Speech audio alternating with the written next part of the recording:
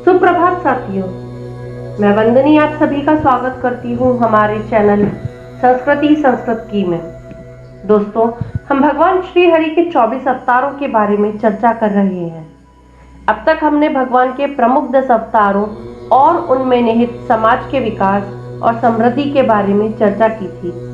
यदि किसी ने हमारे वो वीडियोस को मिस कर दिया हो तो डिस्क्रिप्शन बॉक्स में उनके लिंक शेयर किए हैं।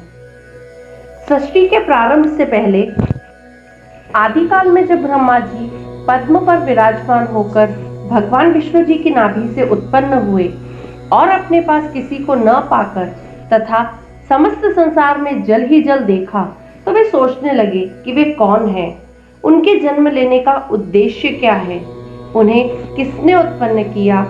यह जानने के लिए उन्होंने घोर तप किया, जिससे प्रसन्न श्री हरि विष्णु जी ने उन्हें दर्शन दिए और उनके स्वरूप का बोध कराते हुए सृष्टि के निर्माण का आदेश देकर अंतर्ध्यान हो गए।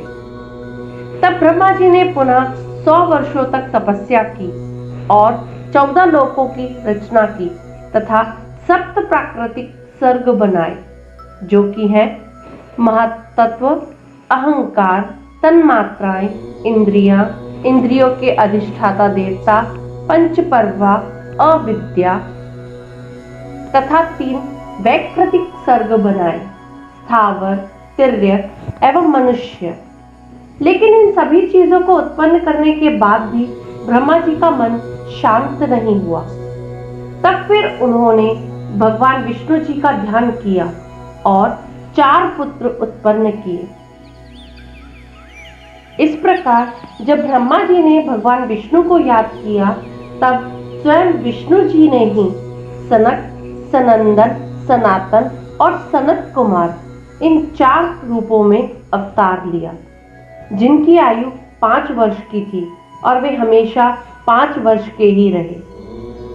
अब जब ब्रह्मा जी ने इन्हें उत्पन्न करके निर्देश दिए कि जाओ और प्रजा वृद्धि करो, तब चारों ऋषि कुमारों ने यह कहकर इनकार कर दिया कि श्री हरि विष्णु की आराधना के अलावा इन्हें अन्य कोई कार्य उचित नहीं लगता, अतः हम केवल हरि भजन ही करेंगे, अन्य कोई कार्य नहीं। ये कहकर चारों वहां से चल दिए। वे जहां भी जाते एक साथ जाते और हमेशा हरि भक्ति में लीन रहते। चारों भाइयों ने एक साथ ही शास्त्रों का अध्ययन किया। कुछ समय पश्चात भगवान विष्णु ने हंसावतार धारण करके उन चारों ऋषि कुमारों को ब्रह्म ज्ञान की शिक्षा दी, जिसके पश्चात इन चारों कुमारों ने अपना पहला उपदेश देवर्षि नारद को दिया, जिसके बाद नारद से अन्य ऋषियों ने प्राप्त किया। वास्तव में चारों वेद इन्हीं चारों कुमारों का स्वरूप है और यही चारों ऋषि ही वेद समान माने जाते हैं, क्योंकि आदिकाल में प्रलय के समय जो वेद लुप्त हो गए थे, उन वेदों को इन्हीं चारों ऋषि कुमारों ने हंसावतार से प्राप्त किया।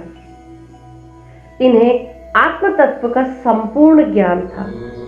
यही 4 कुमार सनातन धर्म के प्रवर्तक आचार्य बने और सनकादि नाम से प्रसिद्ध हुए।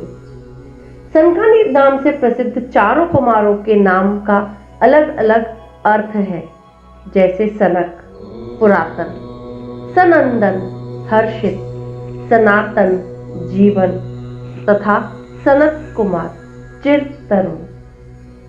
इन सभी के नाम सन शब्द और इनके 4 अलग अलग प्रत्यय भी है। बुद्धि के अहंकार से मुक्ति का उपाय सनकादि से अभिनिहित है, जैसे चैतन्य ही शाश्वत है। चैतन्य मनुष्य के शरीर में 4 अवस्थाएं विद्यमान होती हैं, जैसे जागृत, स्वप्न, सुषुप्ति तथा तुरीय या प्राज्ञ भी कहा जाता है। इन 4 अवस्थाओं में रहने के कारणवश चैतन्य मनुष्य को सनक, सनंदन, सनातन और सनत कुमार कहा जाता है और ब्रह्मचर्य का पालन करने के कारण इन्हें ब्राह्मण कहा गया है, जिनकी आयु हमेशा 5 वर्ष की ही रहती है, न कम होती है न उससे ज्यादा होती है। ये प्रमुख योगवेत्ता, सांख्य ज्ञान विशारद, धर्मशास्त्रों के आचार्य तथा मोक्ष धर्म के प्रवर्तक हैं। श्री नारद जी को इन्होंने श्रीमद् भागवत का उपदेश दिया था। भगवान सनत कुमार ने ऋषियों के तत्वज्ञान संबंधी प्रश्नों के उत्तर में सुविस्तृत उपदेश देते हुए बताया था कि विद्या के समान कोई नेत्र नहीं, सत्य के समान कोई तप नहीं, राग के समान कोई दुख नहीं और त्याग के समान कोई सुख नहीं। पाप कर्मों से दूर रहना, सदा पुण्य कर्मों का अनुष्ठान करना, श्रेष्ठ पुरुषों के साथ व्यवहार करना और सदाचार का पालन करना, यही सर्वोत्तम कल्याण के साधन है। एक बार इन दिव्य मुनियों के मन में वैकुंठ लोक में साक्षात विराजित भगवान के दर्शन की लालसा उत्पन्न हुई और इसी इच्छा से वे वैकुंठ धाम पहुंचे। सनकादि मुनिगण भगवत लालसा से वैकुंठ की दुर्लभ दिव्य दर्शनीय वस्तुओं की उपेक्षा करते हुए छठी ड्योढ़ी से आगे बढ़ ही रहे थे कि भगवान के पार्षद जय और विजय ने उन 5 वर्ष के बालक जैसे दिखने वाले दिगंबर तेजस्वी कुमारों की हंसी उड़ाते हुए अपनी शक्ति का प्रयोग करते हुए उन्हें आगे बढ़ने से रोक दिया। भगवत दर्शन में व्यवधान उत्पन्न होने के कारण मुनियों ने उन्हें श्राप दे दिया और दैत्य कुल में जन्म लेने की बात कही। अपने प्राण प्रिय और अपने से अभिन्न सनकादि कुमारों के अनादर का संवाद मिलते ही वैकुंठनाथ श्रीहरि तत्काल वहां उपस्थित हो गए।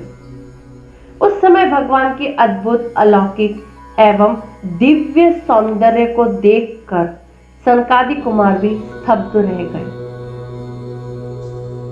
वे चारों अपलक नेत्रों से भगवान की ओर देखने लगे और उनके हृदय में आनंद का महासागर उमड़ घुमड़ कर रहा था। उन्होंने भगवान की स्तुति करते हुए कहा, विपुल कीर्ति प्रभु, आपने हमारे सामने यह मनोहर रूप प्रकट किया, उससे हमारे नेत्रों को बड़ा ही सुख मिला है। हम आपको प्रणाम करते हैं। तब श्री हरि ने कहा, हे ब्राह्मण, सदैव मेरे आराध्य हैं। मैं आपसे मेरे द्वारपालों द्वारा अनुचित व्यवहार हेतु क्षमा प्रार्थी हूँ। उन्होंने द्वारपालों से कहा, यद्यपि मैं इस श्राप को समाप्त कर सकता हूँ, परंतु मैं ऐसा नहीं करूँगा, क्योंकि तुम लोगों को ये श्राप मेरी ही इच्छा से प्राप्त हुआ है। तुम लोग इसके ताप से तपकर ही चमकोगे। यह परीक्षा है, इसे ग्रहण करो। भगवान ने द्वारपालों को कहा कि तुम 3 जन्म तक राक्षस योनि में जाओगे और हर बार मैं तुम्हारा उद्धार करूंगा। इसी श्राप के कारण ये दोनों द्वारपाल 3 जन्मों तक राक्षस बने। प्रथम जन्म में हिरण्याक्ष और हिरण्यकशपु, द्वितीय में रावण तथा कुंभकर्ण और तृतीय जन्म में शिशुपाल तथा दंतवक्र। इन सभी दैत्यों के वध की कथाएं हम अपने पिछले वीडियोस में शेयर कर चुके हैं। प्राणी मात्र के सच्चे शुभाकांक्षी सनकादि मुनियों के पावन चरण कमलों में कोटि कोटि प्रणाम करते हुए अपनी वाणी को यहीं विराम देती हूँ। नमो नमः।